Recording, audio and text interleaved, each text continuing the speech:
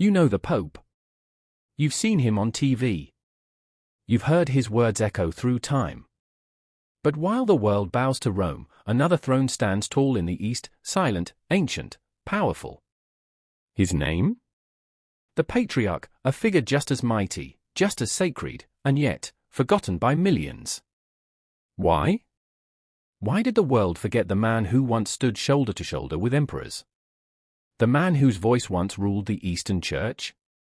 This is the story they didn't teach you in Sunday school. The Patriarch isn't just a church leader. He's a spiritual king. A guardian of a legacy stretching back to the apostles. And yet, while the Pope became a global icon, the Patriarch was buried under centuries of war, politics, and silence. What happened? Who silenced him? And why does he still matter today? If you're hungry for truth, if you want to know the real story of Christianity's hidden hero, this is your guide. So grab your Bible, buckle up, and prepare to meet the forgotten king. Subscribe now for more deep, godly truths the world has buried for too long. Chapter 1: The Birth of the Patriarch, when power was shared. In the early days of Christianity, there was no Vatican. No Pope standing alone. Instead, there were 5 great cities: Rome, Constantinople, Alexandria, Ansh, and Jerusalem. Each had a bishop, but these were no ordinary bishops. They were called patriarchs, fathers of the church, trusted to guard doctrine and lead God's people. But why 5? Because early Christians believed no single city could hold all truth. Power was shared. And among them, the Patriarch of Constantinople rose quickly in importance, especially after Emperor Constantine made the city his empire's new capital in the 4th century. The Patriarch wasn't just a church leader, he walked with emperors. His word shaped laws. His sermons moved armies. The church in the East wasn't built on one man, but on a symphony of voices, and the Patriarch's voice was the loudest. This was a time of councils and creeds. When the church debated who Jesus was, God, man, or both. It was the patriarchs who stood at the center. It was the Patriarch of Constantinople, alongside his brothers in the East, who defended the faith during some of its darkest days. But cracks were coming. While the Bishop of Rome, later the Pope, claimed more power in the West, the Patriarch held firm to the old ways in the East, shared authority, sacred tradition, and deep unity. This balance wouldn't last forever. Chapter 2: The Great Schism, when brothers became enemies. It was supposed to be a house united. One church. One body. But behind the hymns and holy words, tension brewed. By the year 1054, it all broke loose. The Great Schism, a moment that split Christianity in two, Roman Catholic in the West, and Eastern Orthodox in the East. At the heart of it all? A battle of authority between the Pope of Rome and the Patriarch of Constantinople. The West began to push one idea, that the Pope had supreme authority over all Christians. That he was the sole head of the Church. But the East refused. They held to the ancient belief that all patriarchs were brothers, not subjects. That no one man, not even the Pope, should rule the Church alone. When Rome added the Filioque clause to the Nicene Creed without consulting the East, it was the final straw. The Pope sent a letter of excommunication. The Patriarch responded with one of his own. And just like that, 1,000 years of unity shattered. From that day on, two paths were carved. The Pope ruled the West like a monarch. The Patriarch remained a shepherd among equals, preserving the old ways. The world forgot this Eastern king. But in the East, he remained a symbol of purity, tradition, and unshakable faith. Chapter 3: Under Siege, the Fall of Constantinople. The year is 1453. Constantinople, the jewel of the East, is under siege. The Ottoman Empire surrounds the city like a pack of wolves. Inside the walls, fear hangs heavy. But amid the chaos, the Patriarch stands tall.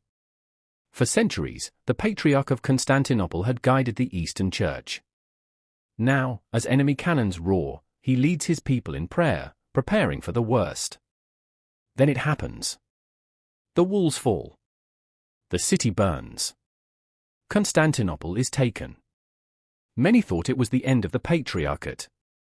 But something incredible happened. The new Muslim rulers recognized the power of the Patriarch. They made him the official head of all Orthodox Christians in the Ottoman Empire. It was a strange twist of fate. Under Islamic rule, the Patriarch became the voice of millions. But this power came at a cost. He was watched, controlled, sometimes even executed. The office of Patriarch became both a throne and a prison. Still, through the fire, the Patriarch survived. He protected his people, preserved the faith, and passed on a tradition that had begun with the apostles. While the Pope ruled freely in the West, the Patriarch led under chains, yet with unshakable dignity. Chapter 4: The Flame That Wouldn't Die. Orthodoxy rises again. They thought the Patriarch would fade, that orthodoxy would be swallowed up. But they were wrong. Across the Eastern world, Greece, Russia, Serbia, and beyond, the Orthodox faith grew stronger. And at its heart was the Patriarch. The faith he guarded was ancient, mystical, and beautiful. The chants, the icons, the incense, it was the same worship that echoed in the days of the apostles. And people held to it with fierce loyalty. In Russia, a new force emerged, the Russian Orthodox Church. Though politically independent, they saw the Patriarch of Constantinople as the first among equals, a spiritual father. His moral voice reached far beyond his city. He was no longer a political king, but a spiritual king, crowned by faith, not armies. In every Orthodox heart, the Patriarch lived. In every liturgy, his prayers were spoken. In every struggle, his courage inspired. The West had popes with power. The East had patriarchs with perseverance. And while the world forgot him, he never forgot his people. Chapter 5: Apostolic Succession, the Unbroken Chain. What gives the Patriarch his authority? It's not politics. It's not popularity. It's something far older: apostolic succession. From the very beginning, the apostles laid hands on their successors. Those successors passed the mantle on. And so the line continued, unbroken, sacred. The Patriarch of Constantinople traces his lineage back to St. Andrew, the brother of Peter. While the Pope claims Peter, the Patriarch holds fast to Andrew, the first called apostle. This isn't just history. It's a divine inheritance. Every bishop, every priest, every service in Orthodoxy connects back to that sacred chain. And at the top stands the Patriarch, the living link to the earliest church. In an age where truth is questioned and tradition is tossed aside, the Patriarch reminds us that some things are too holy to rewrite. This is no ordinary man. He carries the prayers of generations. He stands in the footsteps of saints. He holds the keys, not of Rome, but of mystical, Eastern truth.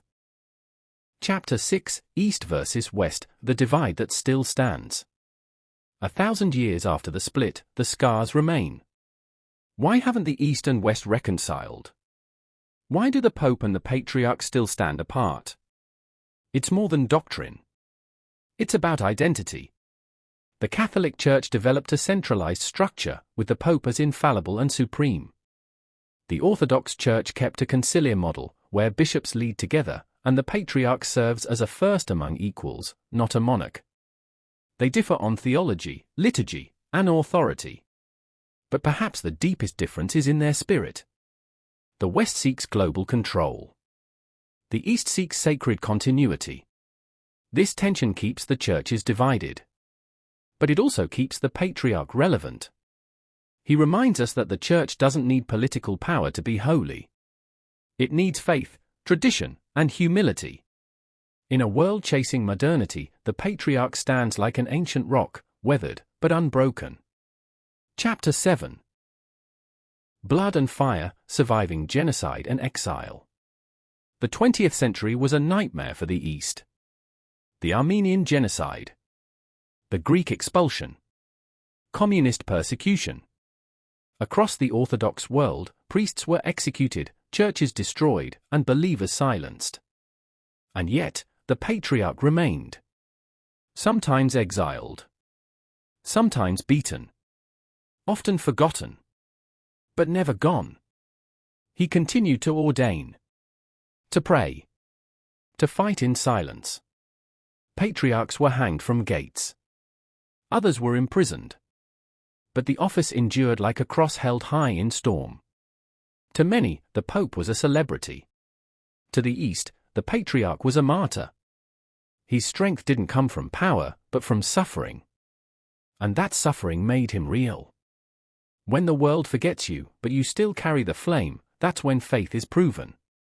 Chapter 8, The Modern Patriarch, a Voice in the Silence.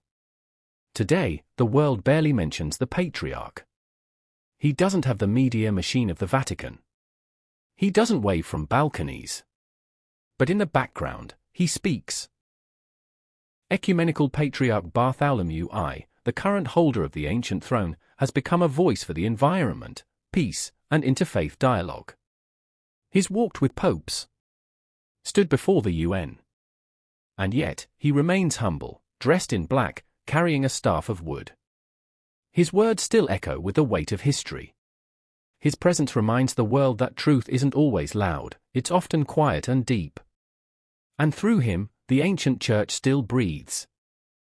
Chapter 9, The Beauty of the East, Worship the Patriarch Preserved. Enter an Orthodox church and you'll feel it, the incense, the icons, the golden glow. This is worship that hasn't changed for over 1,000 years. And it's the Patriarch who guarded it. No rock bands. No fog machines. Just sacred silence and holy fire. The divine liturgy, the same words spoken by saints like John Chrysostom and Basil the Great, still echo in Eastern churches today, thanks to the Patriarch's protection. He preserved mystery in a world that wants entertainment. He preserved holiness in a world that wants comfort. Every cross, every chant, every step in the liturgy was defended by patriarchs who refused to bend. It's not just tradition, it's a living heaven on earth. Chapter 10, The Forgotten King, Why the Patriarch Still Matters. You may not see his face on magazine covers. You may not hear his name in the news. But the Patriarch still matters. In a time of noise, he brings silence. In a time of division, he calls for unity. In a time of change, he stands for the unchanging truth of Christ. He's more than a religious figure, he's a living connection to the early church. A silent guardian of sacred things. And now, more than ever, we need that. As the world spins faster and truth gets blurred, we need men who don't bend. Men who remember. Men who preserve. The Patriarch is one of them. The forgotten king. Still standing. Still praying. Still leading. Don't let the world erase him from history. Subscribe now. Share this. Because truth deserves a throne, and the Patriarch still wears the crown.